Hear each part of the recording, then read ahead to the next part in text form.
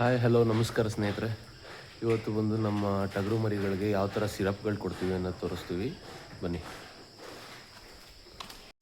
ಇದು ಬಂದು 20 litres bucket ಆಸ್ಟ್ರೋವೆಟ್ದು. ಅದಕ್ಕೆ 1 ಲೀಟ್ರು ವಿಮ್ರಾಲ್ ಮಿಕ್ಸ್ ಮಾಡ್ಕೊಂಡಿದ್ದೀವಿ.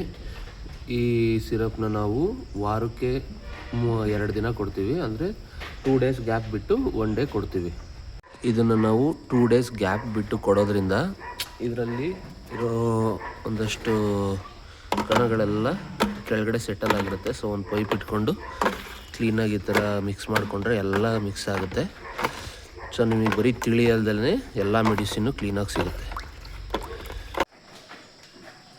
ನಾವಿವಾಗ ಆ ಸಿರಪ್ನ ಈ ಥರ ಒಂದು ಜಗ್ಗಲ್ಲಿ ತೊಗೊಂಡಿದ್ದೀವಿ. ಇವಾಗ ಇದನ್ನೆಲ್ಲ ಮರಿಗಳಿಗೂ 10 ml ಹಾಕ್ತೀವಿ. ನೋಡಿ ಸಿರಪ್ ನೋಡ್ತಿದ್ದಂಕ್ಲೆ ಹೆಂಗೆ ಆಡ್ತಿದ್ದಾವೆ ನೋಡಿ ಮರಿಗಳೆಲ್ಲ. ಯಾಕೆಂದರೆ ಅವುಗಳಿಗೆ ಟೇಸ್ಟ್ ಗೊತ್ತಿರುತ್ತಲ್ಲ, ಸೊ ಅವು ಸಖತ್ತು ಇಂಟ್ರೆಸ್ಟಿಂದ ಕುಡಿತವೆ. ನೋಡಿ ಈಗ ಅದು ತಾನೇ ಸಿರಿಂಜನ್ನ ಎಳ್ಕೊಂಡು ಅದೇ ಕುಡಿ.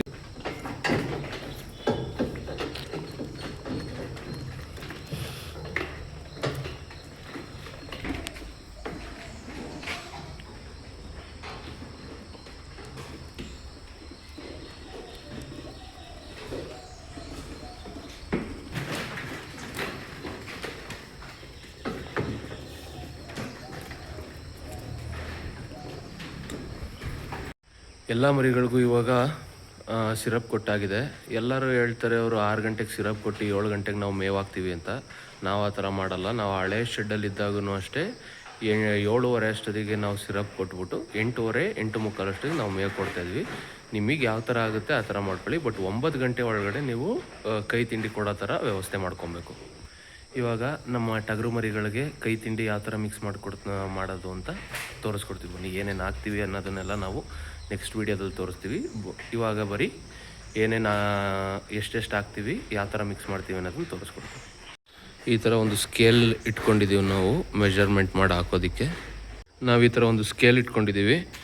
ಏಕೆಂದರೆ ಎಲ್ಲ ಮರಿಗಳಿಗೂ ನಾವು ತೂಕ ಮಾಡಿ ಮೇವು ಹಾಕೋದ್ರಿಂದ ಬೇಕೇ ಬೇಕು. ಇದೊಂದು ಸ್ಟ್ಯಾಂಡು. ಈ ಥರ ಡ್ರಮ್ಗಳಲ್ಲಿ ನಾವು ಫೀಡ್ಗಳನ್ನೆಲ್ಲ ಮಿಕ್ಸ್ ಮಾಡಿಕೊಂಡು ತುಂಬಿಟ್ಕೊಂಡಿರ್ತೀವಿ. ಡೈಲಿ ಯಾವಾಗಲೂ ಎಲ್ಲದನ್ನು ಮಿಕ್ಸ್ ಮಾಡ್ಕೊಂಡು ಇಟ್ಕೊಳ್ಳೋಕ್ಕಾಗಲ್ಲ ಅನ್ನೋ ಕಾರಣಕ್ಕೆ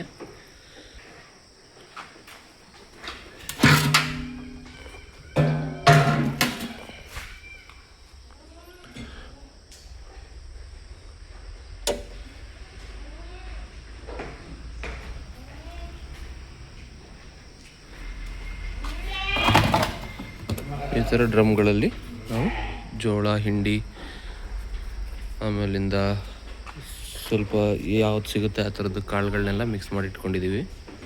ಬನ್ನಿ ಇವಾಗ ಎಲ್ಲದನ್ನು ತೂಕ ಮಾಡ್ಕೊಳ್ಳೋಣ.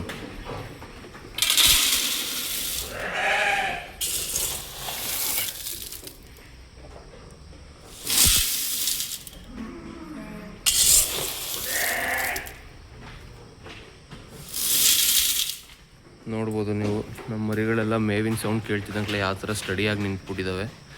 ಆ ಕಡೆ ಹಟ್ಟಲ್ಲಿದ್ದಿದ್ದು ಮರಿನೂ ಈ ಕಡೆಗೆ ಬಂದಿದೆ. ಸೊ ಈ ಥರ ನಾವು ಒಂದು 3 ಆಡು ಮರಿಗಳಿದೆ, ಅದಕ್ಕೋಸ್ಕರ ಈ ಥರ ಡಿವೈಡ್ ಮಾಡ್ಕೊಂಡಿದ್ದೀವಿ. ಈ ಕಡೆ ಹೆಣ್ಣು ಮರಿ ಇದೆ, ಹಂಗಾಗಿ ಅವು ಆ ಕಡೆ ಟಗರು ಮರಿ ಇರೋ ಕಡೆ ಮೇವು ತಿನ್ನಬಾರ್ದು ಅನ್ನೋ ಕಾರಣಕ್ಕೆ ಈ ಥರ ಸಿಂಪಲಾಗಿ ಒಂದು ರೆಡಿ ಮಾಡ್ಕೊಂಡಿದ್ದೀವಿ. ಸೊ ಈ ಥರ ಪ್ರತಿಯೊಂದು ಲೈನಿಗೂ ಈ ಥರ ಡಿವೈಡ್ ಮಾಡಿ ವೆಯ್ಟ್ ವೈಸು ಇಟ್ಕೊಂಡಿರ್ತೀವಿ. ಈಗ ಮರಿಗಳೆಲ್ಲ ಹೈಪರ್ ಆ್ಯಕ್ಟಿವ್ ಆಗಿಬಿಟ್ಟಿದ್ದಾವೆ, ಯಾವ ಮಾತು ಕೇಳೋ ಪರಿಸ್ಥಿತಿಲಿಲ್ಲ. ನೋಡಿ ಹೆಂಗೆ ಆಡ್ತಾ ಇದ್ದಾವೆ, ಒಂದೊಂದು ವಿಚಿತ್ರವಾಗಿ ಆಡ್ತಾ ಇದ್ದಾವೆ. ಸೊ ಬನ್ನಿ ಇವಕ್ಕೀಗ ಫೀಡ್ ಹಾಕೋಣ. ಇವಾಗ ಬನ್ನಿ, ಇವು ಸಖತ್ ಗಲಾಟೆ ಮಾಡ್ತವೆ. ಸೊ ಇದಕ್ಕೆ ಫಸ್ಟ್ ಹಾಕ್ಬಿಡೋಣ, ತಿನ್ಕೊಳ್ತಾ ಇರ್ತವೆ.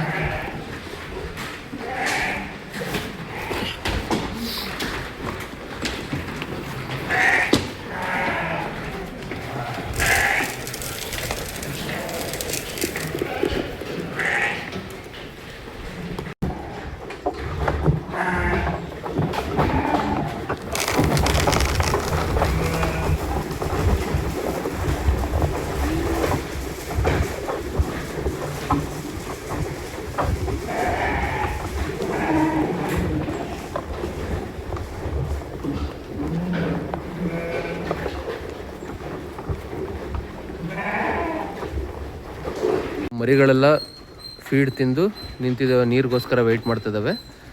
ಈಗ ಮರಿಗಳಿಗೆ ಯಾವ ಥರ ನೀರು ಕೊಡ್ತೀವಿ ಅಂದರೆ ಈ ಥರ ನಾವೊಂದು ವಾಲ್ ಮಾಡ್ಕೊಂಡಿದ್ದೀವಿ, ಅಲ್ಲಿ ಟ್ಯಾಂಕ್ ಇಟ್ಕೊಂಡಿದ್ದೀವಿ. ಸೊ ಆ ಟ್ಯಾಂಕಿಂದ ಇಲ್ಲಿಗೆ ನೀರು ಕನೆಕ್ಷನ್ ತೊಗೊಂಡು ಈ ವಾಲ್ ಆನ್ ಮಾಡಿದ್ರೆ ನೀರು ಹೋಗುತ್ತೆ. ನೋಡಿ, ನೀವೇ ನೋಡ್ಬೋದು ಮರಿಗಳೆಲ್ಲ ಯಾವ ಥರ ಕಾಯ್ತಾ ಇದ್ದಾವೆ ನೀರು ಕುಡಿಯೋಕ್ಕೆ. ಸೊ ಇದು ಸುಲಭ, ನಾವು ಕಟ್ಟ ಸಾಕೋದ್ರಿಂದ ಮರಿಗಳನ್ನ ಈ ಥರ ವ್ಯವಸ್ಥೆ ಮಾಡಿಕೊಂಡ್ರೆ ಅವಕ್ಕೆ ಈಸಿಯಾಗಿ ನೀರು ಕುಡಿಸ್ಕೊಬೋದು. ಇಲ್ಲಾಂದರೆ ಒಂದೊಂದು ಮರಿಗೂ ಸಪ್ರೇಟಾಗಿ ಒಂದೊಂದು ಬಟ್ಲಲ್ಲಿ ಕುಡಿಸೋದು ತುಂಬ ಟೈಮ್ ಹಿಡಿಯುತ್ತೆ, ಅದು ರಿಸ್ಕು ಕೂಡ. ಈ ಥರ ಆನ್ ಮಾಡಿಬಿಟ್ಬಿಟ್ರೆ ಎಲ್ಲ ಮರಿಗಳು ಕುಡ್ಕೊತವೆ ಸಾಲಾಗಿ. ಎಲ್ಲ ಕಾಯ್ತಾ ಇದ್ದಾವೆ ನೋಡಿ ಮರಿಗಳು ನೀರಿಗೋಸ್ಕರ.